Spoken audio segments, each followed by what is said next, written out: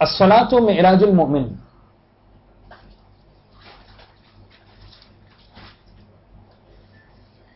آپ نے سنا بھی بہت ہے، لکھا بھی بہت ہے، پڑھا بھی بہت ہے. پلیز تھوڑا سا اپنے ذہنوں میں بٹھائیں.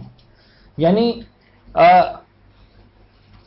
میری آپ سے درخواست ہے، برادرانہ درخواست، کہ ایجوکیشن کی اس میننگ کو غلط ثابت کر دیں کہ جہاں ایجوکیشن کو ڈیفائن کیا جاتا ہے transfer of notes from books of the teacher to the books of students without passing through the minds of either.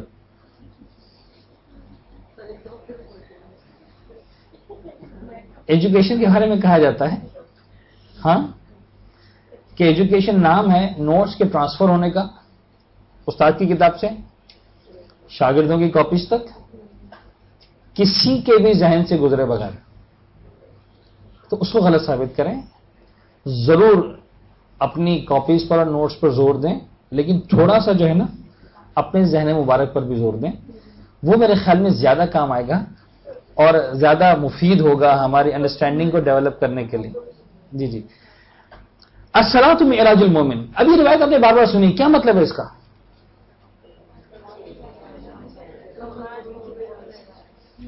یعنی اس روایت کو سمجھنے کے لیے کم سے کم 2 گھنٹے کی مجلس چاہیے کہ جب انسان اس بات کو ڈسکس کرے کہ واٹ ایکچولی معراج واز. یہ معراج تھی کیا؟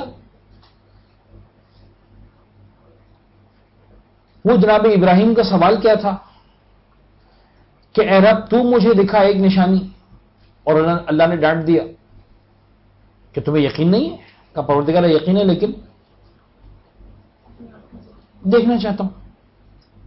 اور جناب ابراہیم کو خدا نے کام پہ لگا دیا کہ ٹھیک ہے دیکھنا چاہتے ہو جاؤ 4 پرندے لو، ذبح کرو، گوشت بناؤ، یہ کرو وہ کرو، پھر ان پرندوں کی چونچیں اپنے ہاتھ میں پکڑو، ایک کو بلاؤ گے تو وہ گوشت نکل کے آئے گا، تمہیں نظر آئے گا کہ کس طرح سے پرندہ میں دوبارہ زندہ کروں گا. ایک نشانی کے لیے جناب ابراہیم جیسے نبی کو، جو خلیل الرحمان ہے اور العزم انبیاء میں سے ایک ہیں، گویا پروردگار نے کام پر لگا دیا ایک آیت کے لیے.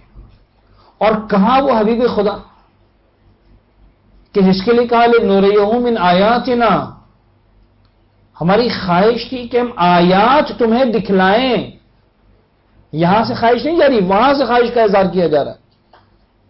دیکھیں ایک مرتبہ آپ کوئی بڑا مکان بنوایا 2000 گز پر آپ نے، تو ایک مرتبہ وہ دوست ہیں جن کا فون آپ کے پاس آ رہا ہے بار بار کہ صاحب ذرا مکان تو دکھائیے اپنا. اب آپ جو ٹال مٹول کر رہے ہیں، ہاں دیکھتے ہیں کسی دن فرصت نکالتے ہیں، کوئی پروگرام بناتے ہیں تو میں بھی مکان دکھائیں اپنا. اچھا ایسا کرو میں کہہ دوں گا چوکیدار سے تمہیں دکھا دے گا، تم چلے جاؤ. دوست ہیں منع بھی نہیں کر سکتے.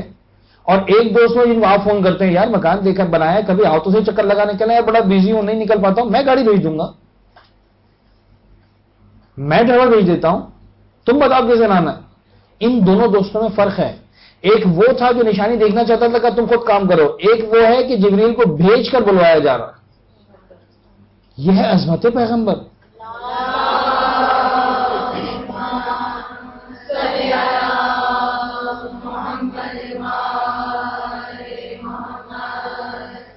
اس عظمت کے بعد معراج کی بلندیوں پر پیغمبر نے کیا کیا دیکھا،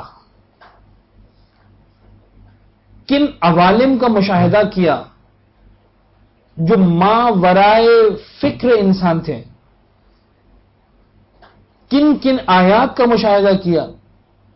وہ کیا تھی سدرۃ المنتہا کی منزل، وہ کیا تھا وہ منزل کہ جہاں پر جبرائیل پہنچ کر رک گئے کہ اے حبیب خدا اب میں نہیں پڑھ سکتا ہوں.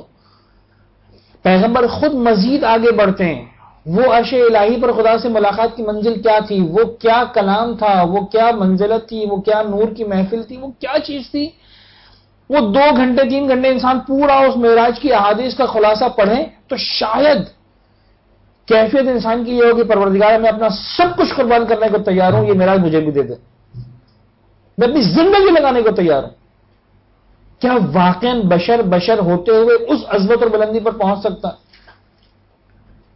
اور 100% مایوسی کی کیفیت میں آپ نے کہا آپ کو معلوم ہے کہ واقعاً جب بڑے بڑے انبیاء کو یہ مقام نصیب نہیں ہوا پیغمبر کے سوا تو ہمیں کیسے نصیب ہو سکتا ہے. اور آپ نے کہا پروردگار میں سب کچھ لوٹانے کو تیار ہوں، مجھے ایک مرتبہ وہ معراج دے دیں. اور پھر پیغمبر نے پلٹ کر کہا کہ تمہارا کیا خیال ہے، تم معراج پر نہیں جا سکتے ہو؟ الصلاۃ معراج المؤمن، جو میں عرش پہ کر کے آیا، اگر تم چاہو تو مصلی پر وہی ملاقات کر سکتے ہو۔